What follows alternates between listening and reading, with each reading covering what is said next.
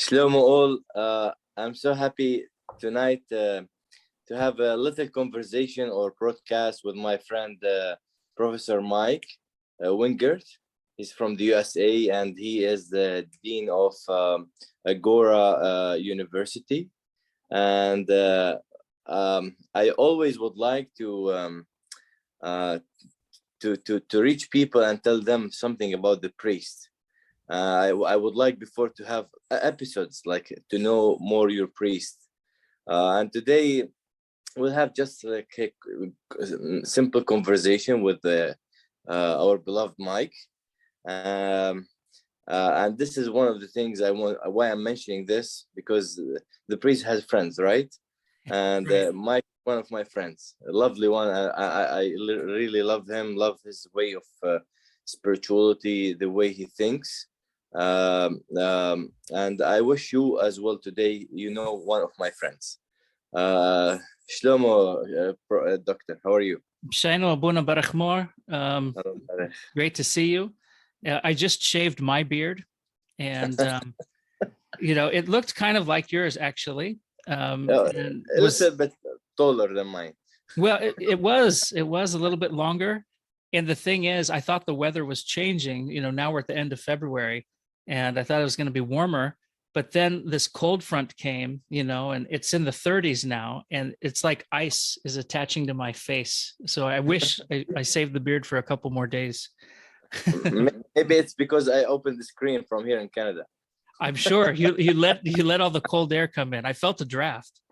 So could you tell us about about you more, like you originally not a Syriac person, right? Yeah, right. You converted to our faith, the Syriac Orthodox Church. Could you tell us more about yourself, like others could they could know you more? Yeah, I mean, so the way I would say it even is I did convert to your faith, meaning Christianity. And the way I was skeptical of you know, I don't want to do a whole episode on my conversion. That's a complicated mess. I'm sure you would. But you know, I wouldn't say that I was somewhere in between atheism and agnosticism.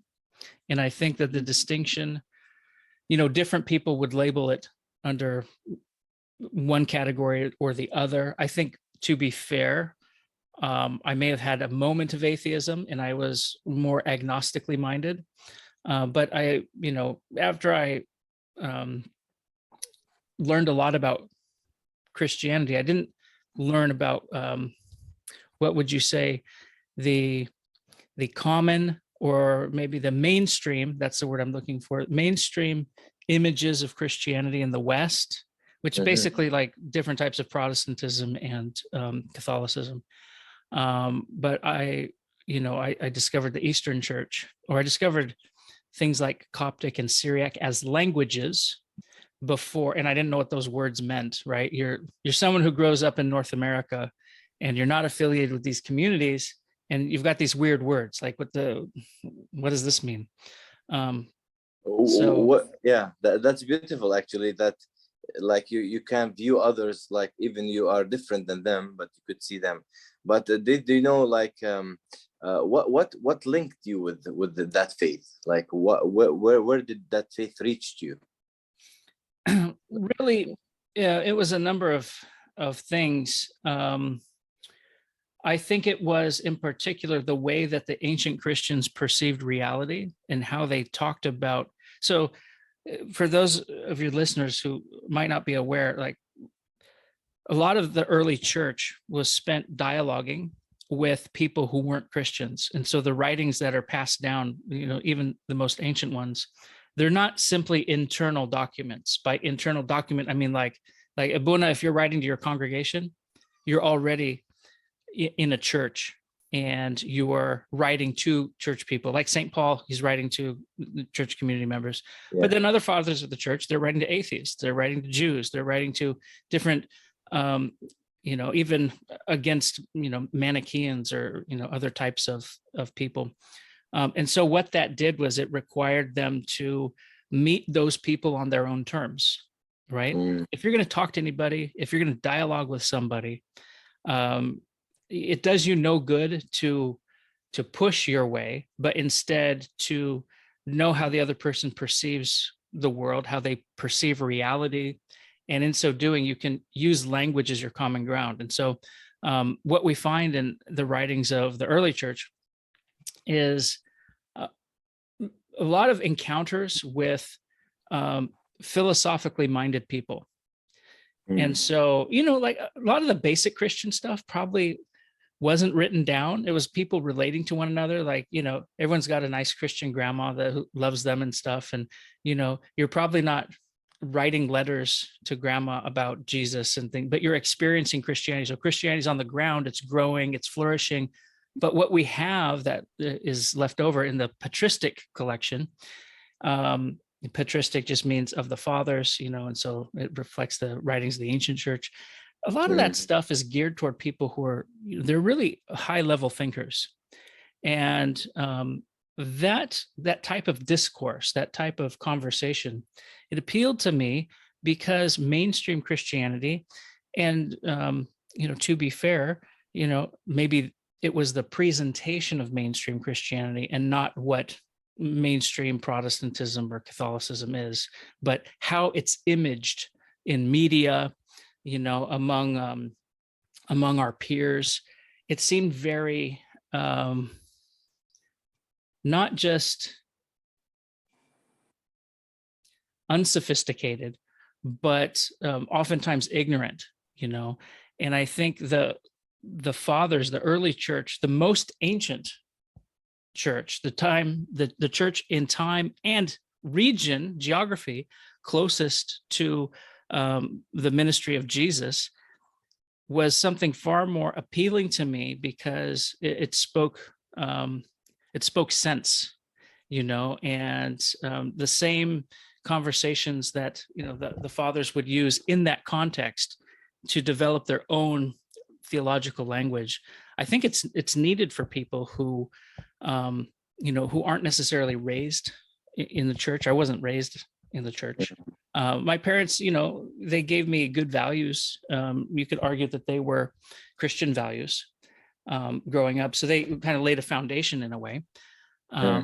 But, I didn't have the habit of it. I didn't know the stories of scripture or the father. So I had to dig and find and take my own path. And, it led me into Eastern Christianity. And by that, I had the opportunity to explore different ways in which Eastern Christianity is practiced. And, I found this community among what we call the Orthodox. So that's the Syriac, the Coptic, the Ethiopian, the Armenian, etc. community. And, I eventually was baptized into the Syriac tradition. So what's interesting on my end is that I perceive myself as an Orthodox Christian, but I entered the Syriac, and so I'd go to different churches. I go to the Coptic church, I go to the Ethiopian church frequently. We are faith in the end, like we are the same. Most traditions are the same as well.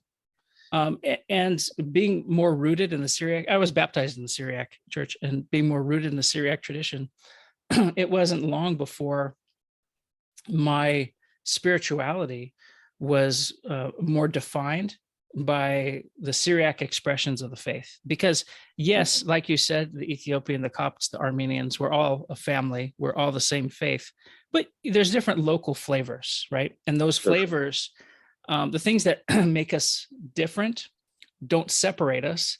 Instead, they make our unity that much stronger because of the local flavor, the local flair. And it's been such a part of my life. I ended up getting a doctorate in a related field, excuse me, not necessarily Syriac, but the predecessors of the Syriac tradition, prior to the incarnation, the Near East more broadly, and the different languages and cultures of that. And so that's how I ended up getting into academia and things like that. So it's really been a major part of my life. And the way I experience reality is through the language of the Syriac Christian tradition. So saying that, what do I mean? I want to say it that way because it's not just like the Syriac language, although that's a big part of it, but what kind of worldview does it set up, and how does it change the way you experience something like the wind, for example, right? Our word ruho, spirit, breath, or wind, right? Like it's all of these things. And so you can, instead of having different words the way we would in English, maybe have some words overlap and mean the same thing. And that impacts the way you relate to nature, the way you might relate to your spouse or your children or co-workers, whatever. I mean, like, this is getting more and more esoteric, but at the same time, that's what I love about it is it's really a new paradigm.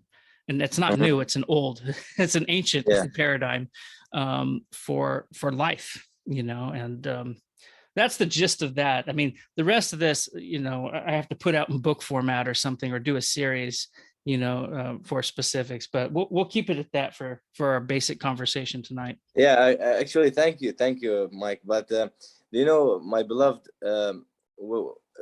Dr. Mike, he's person knows a lot of languages, and one of them, he knows Syriac, and from a Western tradition, society, what you want to call it, doesn't know anything about faith. He must, like, in the end, came to the church, which is Syriac Orthodox Church. Even he loves all the Oriental churches, but still has the taste of our church. And it's not far for many people around us. They're trying to find themselves why they were born in the church, in the Syriac church. Even they were born in West, in Canada, in USA, in Europe, but still they're confused. They don't know. They're trying to know whom they are, why they are in this church. And the most thing I love in my friend here, that he always, like, I always would like to hear him when he's talking and giving me examples about our fathers, the taste of our church spirituality, and this give me a big blessing to have him in our church, because in our church nowadays it's hard to find people. They know themselves, they know the goal, and they try to know whom they are.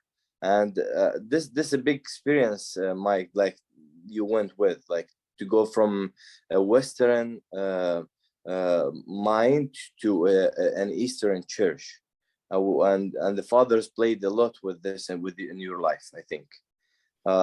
Could you give, like, could you help us more to think, or to give an examples, and to find our love in this church more, like how this church help us live spirituality, especially even in the West, with all the challenges, with everything we're going as a Western people now, with the Syriac tradition. Yeah, I mean, it's kind of a two-part answer, I guess, because where I would say the important points lie are kind of common to not just the Syriac Orthodox tradition, but they're common to ancient churches, or churches that have some sort of ancient heritage. And those include Western churches, like if I'm thinking the Western churches, I'm probably thinking the Roman Catholics, the Anglicans, maybe the Lutherans, some groups who they have a history, and a connection to the ancient church. The Apostolic churches, sacramental. Yeah, and so, where I would say, because your question's about living a spirituality in the West, am I right? Yes. And especially as I'm Western and I have Syriac and Oriental and like Eastern tradition. I think where we do well, or at least where we did well until 100 years ago, until the unfortunate events, the genocide of the Saifo, of Yes, um, 1009. 1895 to 1917, this whole period. I don't want to, I mean, really, there's, we look at 1917, but there's a number of them, that really do damage. But what happened in 1917 did major damage because it created a dispersal in the same way that the recent wars have created mobility of people. People are moving to different countries. They're getting spread out. They're getting scattered. Something like that happened, in 100 years ago, right? And a good number of our people were, didn't survive that. And so when you're thrust into survival mode, a lot of the richness of the tradition may not be preserved as well, because you go, water, food, shelter, and maybe it's, water, shelter, food in that order. And like the priorities are remanaged, but I think we still, there's enough recent tradition that it does well. And we share this in common with the Coptic community, the Ethiopians, etc. And that's the liturgical life. And by liturgical life, I'm not talking about just the Sunday service, right? The Sunday service, that's the, order of the divine approach. That's kind of how it translates to in English. And it's about, the communion meal that we do once a week. But the liturgical life is really staging life according to a mindfulness and a regular awareness of God, a regular awareness of the divine. And okay, let's start with the Sunday liturgy, but then let's talk about the weekly approaches to prayer. And I bring this up because one, liturgy can be done in your local community, right? And so if we're asking how can spirituality impact, or how can we develop and cultivate a spirituality in a Western world where, it's not just all the different thoughts and perspectives of the West, influencing young people. And it's really not just the West, it's this postmodern West, this West we live in today. It's different when I grew up. It's not the same thing. So there's that aspect, but then there's also, how can you take a heritage, at the personal level, right? So we have the local community, which is, we can look toward the Sunday service where we gather together in the, kanushto, right? In the kanisa, right? You're gathering together. In that sense, the Sunday liturgy is very useful in cultivating a spirituality if you are intentional in your participation of the Sunday liturgy. Meaning what? Meaning when you pray, you are contemplating the prayer and not just making pretty sounds, because some poet in the 4th century said, poetry's good. And it is. I love the chants. I love the poems. I love the pretty sounds. But if you do the pretty sounds without the meaning of knowing the words, or meditating on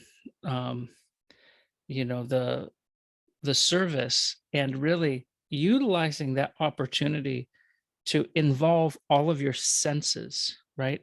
We involve our senses in the Sunday service, right? Through sight, we have what is represented in the landscape and layout of the church, what reflects the temple of Jerusalem, the ancient temple, which is this meeting place that in its design was to call man to God through a space, through creating sacred space, right? You walk into something like this and you have a story that you don't need to read because your eyes perceive it.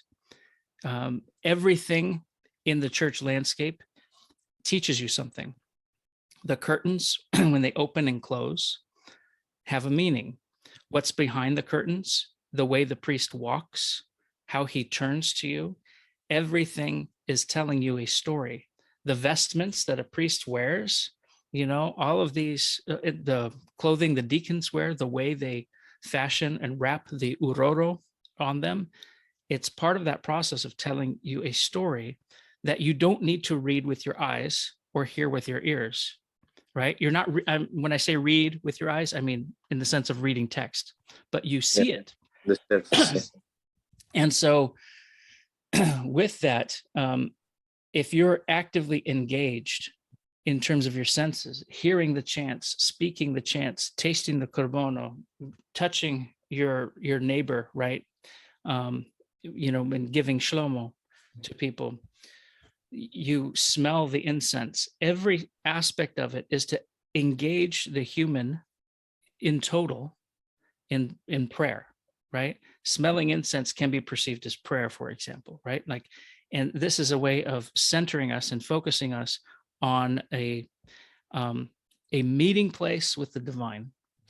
Now, with that, if you meditate on or you're contemplating the lyrics, these are teachings, right? So one thing that I thought was really cool, the first time I ever visited a Syriac Orthodox church, it may have been my fourth time in my life going to any church. I had already pretty much been convinced, of the faith. I'd studied for 3 years. When I walked in, I heard the prayers, and it was an English service. So, this is for those who don't like praying in the language of the land. You ought to, because it was designed that way. Okay. For this reason, to understand. When I walked in, I heard the congregation praying, like chanting text that reflected the teachings I had studied from the fathers. And the weight of the language and the meaning and the imagery and that was embedded in the content of the lyrics, it's really like a seminary education, quite frankly. And if you pay attention to it and you think about it, it makes sense, because, well, what are the fathers doing when they put together the prayer life in the beginning? Well, they are actively using church like a seminary.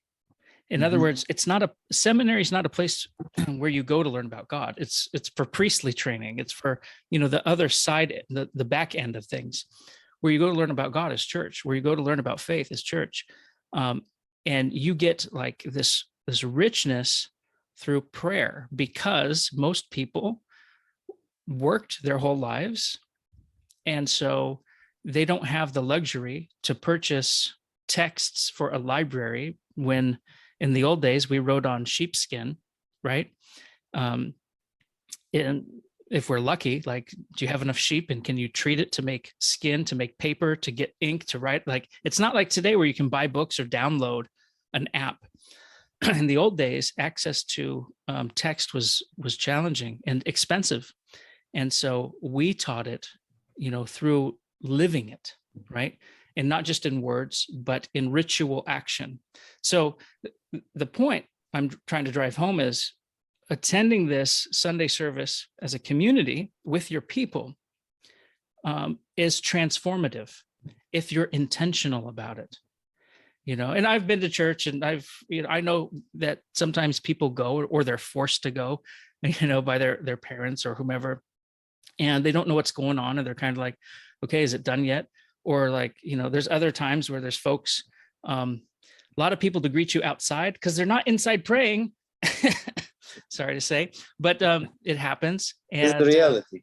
It's reality, but if you go with the right mind and right intention, and you engage yourself in it, it doesn't matter where you are in the world if you have that local community to grow. Now, okay, this is the West, and this means for the traditional peoples who came from the church from overseas, you may not all be able to congregate in one area. That's reality. Some people may live, I know you have people who commute 2 hours to church. Yes. like on Sunday. God bless them. That's a commitment.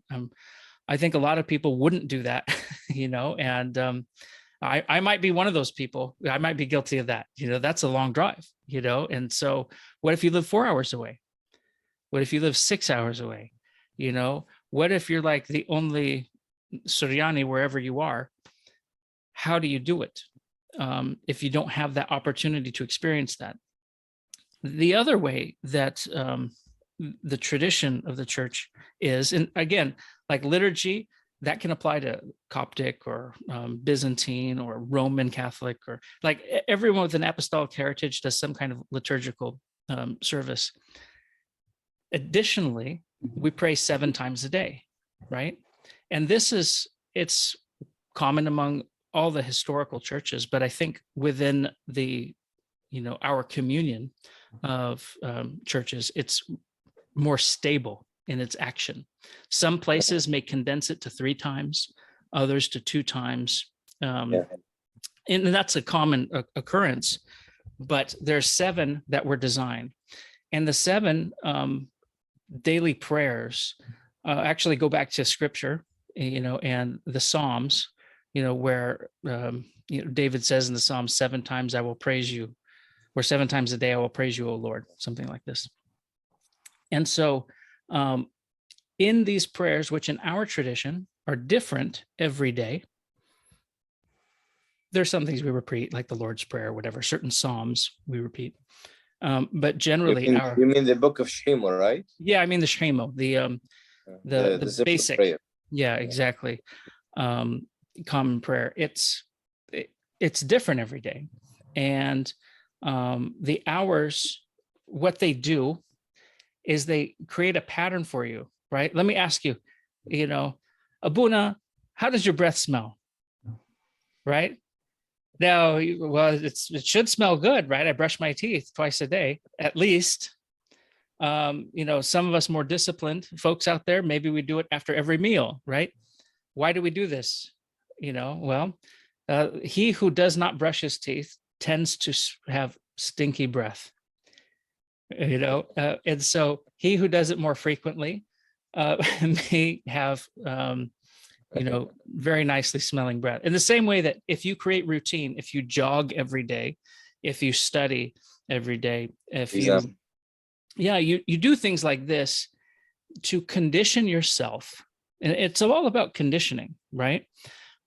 Sports is an easy analogy here, because you have practice and there's certain routines that you do that are fundamental, but you can also change it up to work different muscle groups, to work on different techniques, or prepare, for different opponents and things like that. I mean, the Shema is basically like that.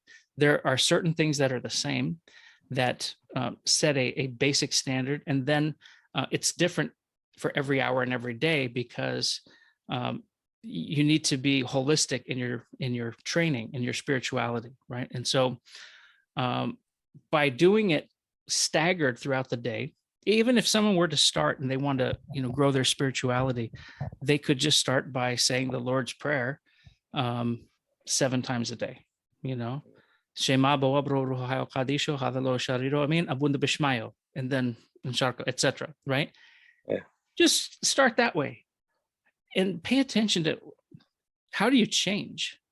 Like, how does your focus change? How do the things that you think about in life, how does it change? How do your relationships and the way you deal with other people, how does that change? Well, now, the goal is to work to the point where you do the entire Shema, doing the 7 prayers.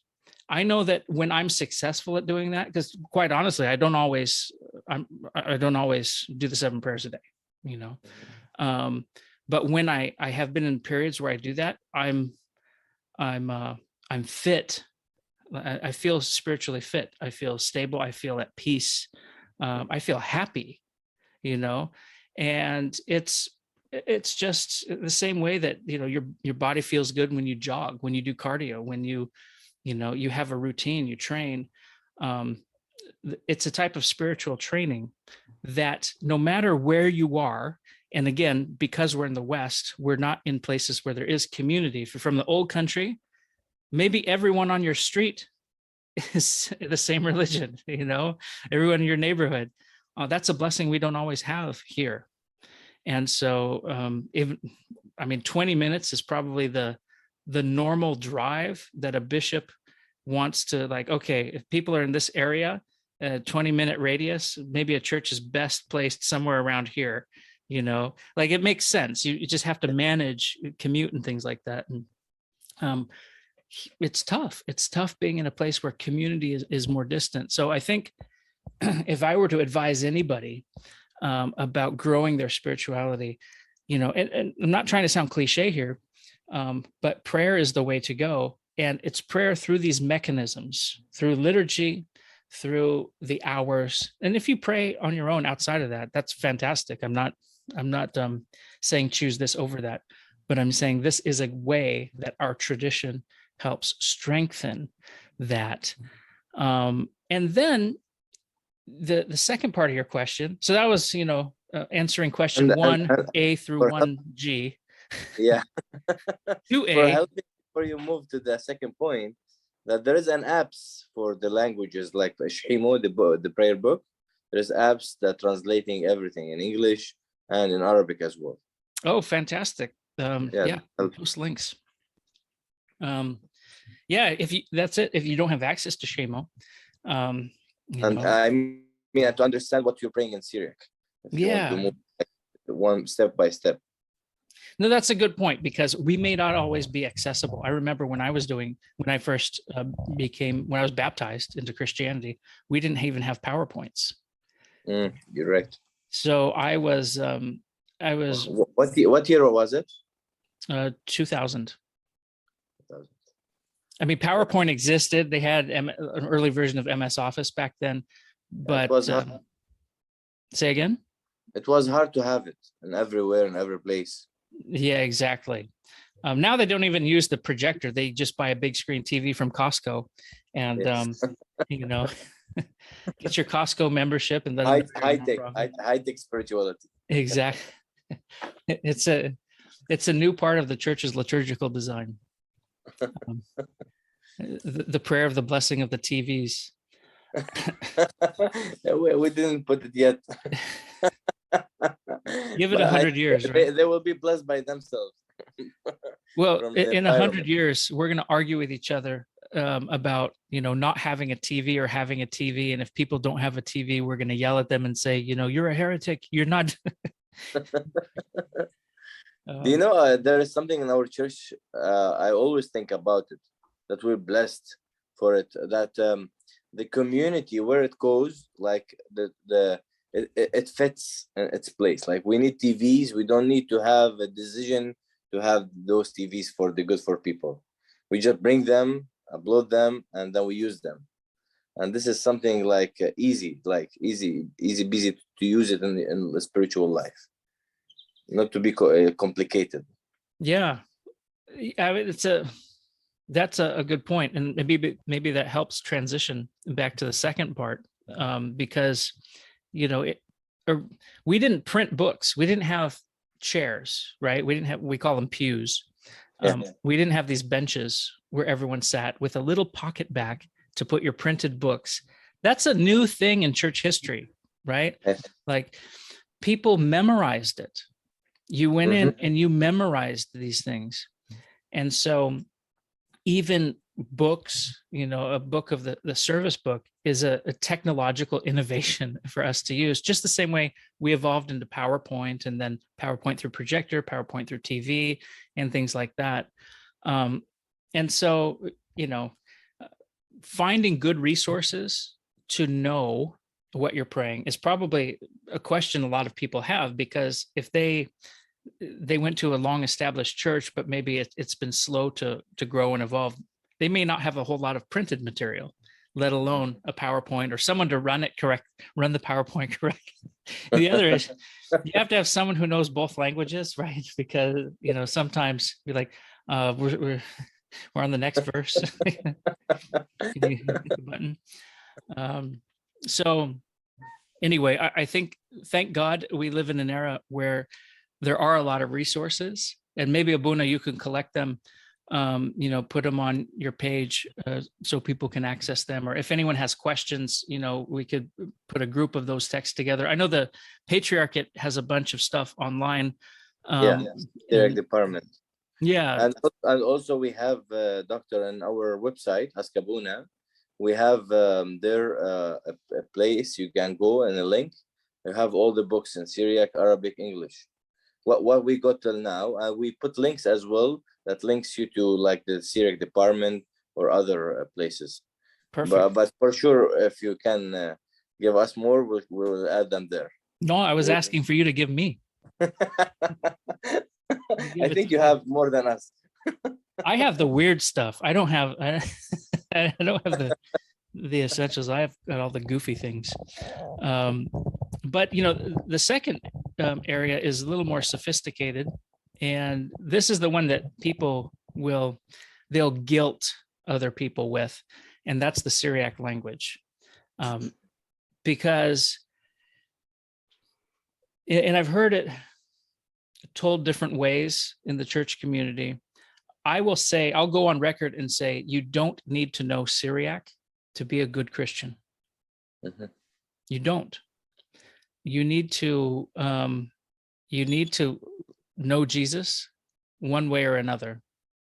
Yeah, this is faith for sure. I mean, but with that, I think that it is entirely beautiful and beneficial to know your language.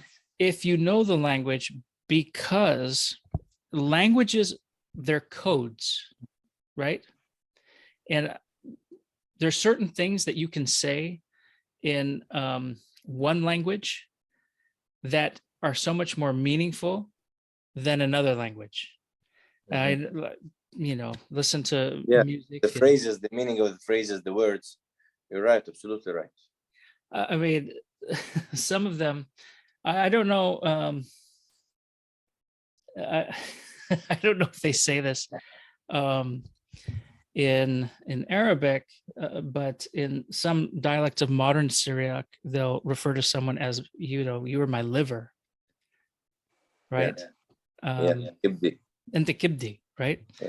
And so if you told that to an English speaker, they might be offended, or they might think that you're like, have you been drinking? Do you need to sit down? You need to have, like, can I get you a glass of water? From where you came? Yeah. Can somebody help this man? What's going on? And if, but what does that mean? Well, it's the heaviest organ in the body. And the ancient people of the Middle East, from the ancient Assyrians to the Hebrews, like they use this word to also refer to honor and respect, because it's synonymous with weight, right? Iqoro has to do with heaviness and weight, right? So we kind of use it in English that way when we talk about things are very weighty, there's an implied respect to it, or an importance, at least if it's a weighty subject. That's really heavy, right? That's an important or valuable subject. We kind of do it in English, but you wouldn't say, you're my liver, sweetheart. Hey, you're my liver. Aw, you go to the Middle East, you get aw. Here you get, come on, bro. What's wrong with you? So, guys, if you're listening and you're not Middle Eastern and you want to impress your lady, don't start with that. Wait till you know her a few years, but then pull it out. Teach her the language first. Yeah, it takes years. It takes time. But with that, that's just to illustrate that a language is a code, and it's an agreement between at least two different people. Usually it's more, it's a society, and the way people speak Arabic, the societies are often local, right? Like it switches, their code is not the same as our code. You say bandura, we say banadura, or something like that, right? And the codes shift and move, from region to region. But fundamentally, they're a way that, we relate to each other. They're a way that we share our inner self, our being, our mind with people, through language, that code. And so the Syriac tradition, Syriac meaning, okay, we can define it as Aramaic from the city of Edessa, blah, blah, blah. Look, it's an imprint of Aramaic, which is a very ancient language, one of the most, the oldest attested. It's not the oldest attested in writing, but it's very old and it reflects the Semitic tradition. And what's beautiful about it is the way it codes reality, right? And so the more you know the language, the more it magnifies your faith experience. Oh, I'm paused, and I'm paused in a very, my face looks weird. Okay, much better. But it's a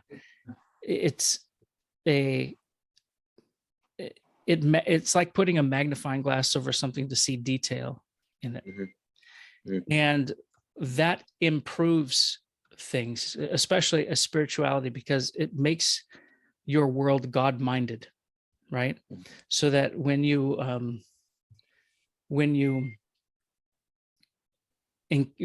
use the language, I say use, I was going to say speak, but who are you going to talk to? Right? There's not a whole lot. We don't have a big community of speakers who are Aramaic speakers. Yeah, where we need them to be. There's different local versions, Jersey, Sweden, Germany, things like that. Yeah. But all that to say, it's worth learning, but if you can't learn it, you shouldn't feel bad. And if you start to learn it, don't think you have to learn it in 6 months or a year. Like, it's okay to take 10 years or continue studying it, because I'm coming at it from a spiritual perspective, not necessarily learning it for scholarly purposes or some other, I can't imagine the conditions where it would be needed, but for no purpose other than spiritual encounter. Of course, it's great to have things fast. And I think when it comes to language learning, a lot of people, and this is not just a Syriac thing, but they get frustrated and they say, well, I'm not a language learner. I'm not a language person. Look, you're just talking about someone who catches on quick versus someone who takes longer. We're all language people because we're all speaking.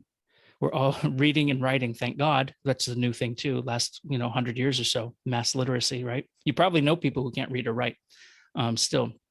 It's not uncommon, but now the more common is to read and write. We're language people, and Abuna, I don't know if you're a language person or not, but I know that you know at least 2 languages very well. I know that you also know a third, Syriac, right? And maybe you know dialects of Syriac. Maybe you know more than that. Maybe you learned French growing up too. I don't know. Or German. Maybe you've got a cousin, or like half the family settled in Germany, half went to North America. You don't have to be a language person to be able to learn language and then use it.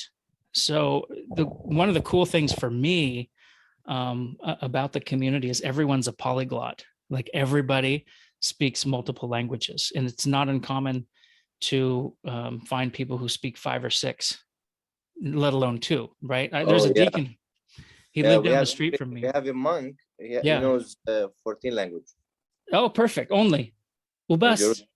Yes, only. Okay. We'll buy him a book so he can get 15.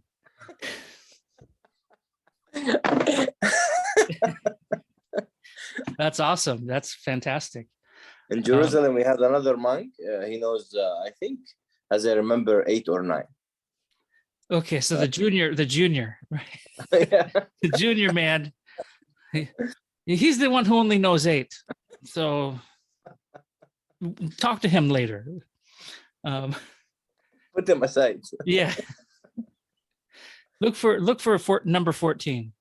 But I just want to encourage people out there, and I don't want anyone who's listening to think, oh, I'm not a language person, or I don't know that. I don't, how am I going to learn it? It's so hard. Look, shway, shway, hedi, hedi, ishmo, ishmo, like, take it easy. Nicha, nicha, give it time and be patient, and don't put any pressure on yourself that takes away from the experience. And there's other people, like there's people who want to learn, who want to practice, but they don't have a community too. And so I don't think anyone needs to do it. And please don't, misperceive my advice. If you're unable to get to it, or you'd never thought about it before, or if someone if you speak it and someone doesn't speak it or know it well, that's okay, right? Like it's okay. Some people who are militant with the language thing may disagree, but what matters first is the faith, and you speak something. Maybe it's Swedish, maybe it's German, maybe it's English, French, right? Spanish, whatever, Arabic, I don't know. Your language, yeah. Your language, whatever it is. You speak something, you encounter the world that way. And if you're able to magnify it and you're interested, it's an undertaking worth doing. And so now add that on to the liturgical life, the Sunday service, the 7 days a week of prayer. Those things together, they transform the human person. They create a God-mindedness in us. They create a divinely focused person. They shape us in a way that, when you start encountering other people, you're hyper aware of the fact that you're encountering the image and likeness of God when you encounter someone else. And so maybe the clerk at the grocery store is less than pleasant, rude even, instead of thinking, wow, that person's a real, in whatever expletive you want to use, piece of something. You instead, you find a direct sympathy, and you look toward, the divine in that person. And maybe you try and interact with the divine, and you feed them happiness and joy. I remember one instance where this lady, she wasn't in a good mood. I don't know if her boss had just gotten at her or the previous customer or whatnot. And this is important for supermarkets, especially anything with retail where someone's a cashier. They have to deal with a lot of people throughout the day, right? Yeah. And so, I was smiling hard back and trying to give some love, right? Give some joy. And she kind of snapped out of it, and I took a deep breath. And, you could tell, I don't know if she even said thanks, but if she didn't say it with her words, she said it with the 180 she made in her attitude adjustment. And, how many other people throughout the day is that going to impact? I can make myself self-centered to where I take offense at the external. I take offense at that cashier's behavior and the attitude. And I know Middle Eastern people, they love reading facial expressions, right? Did you see your face? Like, yeah, I had a headache. Forgive me, right? And I wasn't mad at you. I just had a headache. Are you sure? Yeah, you had a headache with me, Habibi. No, please. I wasn't feeling well. That's why I have the scowl. But, her face was, a certain way. She's snappy with her words. She didn't choose the best words to interact with her customer. But I could have said, okay, I'm going to take offense because how dare you treat me like that? Or, when you're engaged in the liturgical life, in the prayer life, your mind changes and you don't see the person, in their weakness. Instead, you see the image and likeness of God and the opportunity for that person to be one with God, right? As we're called to be. And so you treat them that way. Now it's not about me. It's not about how the person treated me. It's about my interaction, with God, right? Like every person you interact with is an opportunity for divine encounter. And so I think there's a lot of good that the liturgical life can do in ways that we don't necessarily think about consciously, right? Because we are conditioning ourselves through prayer, through directing our focus toward, invoking the name of Christ, or the Trinity, and moving in that direction. So it is ultimately a matter of living life a certain way, and through living life a certain way, you can cultivate a spirituality wherever you are. And if you have a local community, you can punctuate it as you should, through partaking in the divine mysteries, or through the sacramental life of the church. And, it has really transformative effects. Even if you don't notice it among, in yourself, other people start to notice it in you. Yeah. And I think that's the best. There. Say again? They always say there's something changing you. What's happening? Yeah. Yeah. Well, isn't that the better way to preach anyway? Like, we could be people on street corners, with signs yelling at people. And look, I want to make space for that. I don't like it. I think it turns a lot of people off, but maybe 1 in 100 people need to hear it. I don't know, maybe 1 in 1,000. Like, some of the prophets of the Old Testament were like this. No wonder why Israel didn't listen. Right? Like, get out of here. But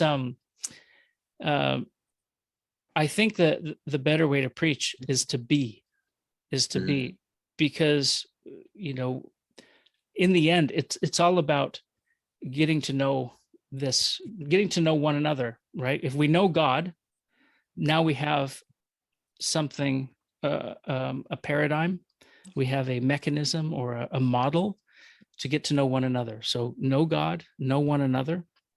And how do we know one another? We do these through codes, through language, but not just through language, through being, right? That's why, going back to that talk about the liturgy itself, the liturgy is something you experience through your senses, through imagery, through sounds, through scent, right? Through touch, through taste, right? That's part of that code. And an aspect of that is intellectual, right? An aspect of it, right? And so, now, all that to say, we have to learn it at some point. It's not just going and expecting to get it all in one fell swoop. But it's a process to learn. Well, what does it mean when the priest does this? What does it mean when the curtain goes like this? How about that one day a year when the curtain only goes halfway? What do all these things mean? And why does the deacon walk around the church with the incense? Like, what's going on? Like, is there a reason for that? There is, and everything is a story. In fact, if you want sermon material, Buna, just pick one thing, go through, you'll have it for 2 years, 2.5 years. You have enough to talk about. So yeah, it's not enough even. Anyway. Yeah, I love this in you, dear. When you hear somebody is feeling what he's doing, that makes a difference in your life, because you said a lot of important things, as the most important thing, first of all, to have the intention, the love. When you love something, you love somebody, you will do everything to be with him. And then little by little, you're confused. You don't know how to deal with some issues with his life or her life, or this the work you are in. But when you love it, you'll do the impossible possible, because you want to be there. And then you will start creating ways, tools, to be brave, just to reach that person or that work or anything you want, like even studying. That will help you start loving to know and to reach the other. When you reach the other, then you start being like sharing things until you reach becoming one, until you reach and share things in life. It doesn't need to be specifically one in marriage, like, but we can't see, like, even with your friend, we know that this friend looks like this friend. How that's happening? They are not related. You could see the divine works there, the grace of God, the faith. I know many people, they will fight. Abuna, you must say about Syriani. Professor Mike, you must learn. Why are you saying that? But first of all, people, they need to feel comfort. If they don't understand what they're praying, they will not reach the level you want them to reach it. Syriac is important, as you mentioned, Professor, but at the same time, you need to give them the environment that they feel comfort. They feel, this is my church, this is my community, this is where I belong. Never ever what's happening, what comes to my mind, I will do my best to be part of it, to be one creative part, not just sitting there hearing, don't know what's happening. Yeah, this is absolutely totally lovely. And sometimes we need, even me as a priest, I need people like to remind me with these things, because as much as we go deep and dig, sometimes we forget ourselves, why we're here, what we're doing, and thanks God that today we have Dr. Michael with us. Yeah, I want to share something there, that you are a blessing to our church as well. The church is the full blessing that gives the blessing to people, but to have you in our community and our faith in our church, it's a blessing for us, because you have experience, you have life, you raised here, things that will, all of us will be completely one, united in Jesus, and that will enriches us, that will help us to step by step, hand by hand, do everything for good for everyone. Thank you, dear. Can I respond to that? Yeah, please, sure. Well, thank you for the kind words. That's very nice of you. But I would say that the Syriac Church and the Orthodox communities, more broadly, are a blessing to us here in the West, because you and I had a previous conversation where we talked about, maybe comparing West, East, or West, New World versus Old World. And part of that talk isn't just a geographical or geographically cultural thing. It's not West necessarily versus the New World versus the Old World. Part of it too is the old generation and the new generation, and so there's a lot of different pieces going on in the North America I grew up with. And I say North America because I know you're in Canada. And we love our Canadian brothers and sisters in the Great White North. So we love you guys. That's a Minnesota accent. Sorry about that. That's not even a Canadian accent, eh? So I think we grew up one way, and the world is different than when we grew up. And there's a lot of ethical dilemmas and problems these days where I think virtue isn't cultivated, not just among the younger people, but among the older populations too, like it was. It wasn't the standard. Now let's go back to Jerry Springer. Maybe that's the key in the 90s. That set the tone for the deconstruction of the world as we know it. But, people treat each other differently. And we're not as nice. I was talking to you about Canadians. Yeah. And one thing I like, I have Canadian family in Ontario. And one thing I like about Canadians, especially whenever I see Canadian visitors in the US on vacation and things, is Canadians are like the Americans I knew growing up. Okay. And I'm not talking about yeah. I mean, look, we all have our nutcases on both sides of the border.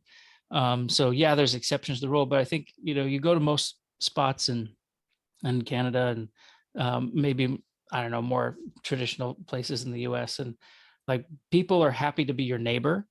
They're happy to help you. You don't, my dad fixed someone's light next door, and he's just doing a little electrical work because the neighbor needed help. The neighbor was like, "How much do I owe you?" We're like, "What? What are you talking about?" I'm owe you what? I'm your neighbor. You needed help. That's it. End of story. Don't think that way, And I think Canadians, you've got this. I don't know. You remind me of the people we grew up with, and things are changing. And so Thank you. With that, you guys were brought here to help save this place too. So you're as much a blessing to us as whatever nice words you have for me. Thank you, dear. I don't deserve it. That's the grace of God. And Jesus is everywhere. He's in the east and the west. He works in many ways that we can't expect it. We don't know how it works. But in a way now, Abuna George is from Bethlehem, now sitting with Dr. Michael here he's in USA, but we're broadcasting from Canada and USA. Thank you, dear, for everything. No, as much as we sit together, you know how precious you are to me, and I think you have things that must be shared with especially like even the old people, the Arabic people still speaking Arabic here, but they have lack of experience as well. They're hungry to know how to deal with this society, and you are really. I wish one day we could do something with the youth, and you could join us as well, not just on Zoom in person, and even in Zoom. That enriches us all, like all of us, you and us. I wish you all the best. May the Lord bless your family as well, bless your kids, and be with you in every step in the university, in your life, spirituality, and glorify His name through you. Taudia Buna, thank you so much. Keep me in your Shane. prayers. Shane, dear. Lily Otobo, God bless you. Allah Mbarak. All right. Bye-bye. Bye bye.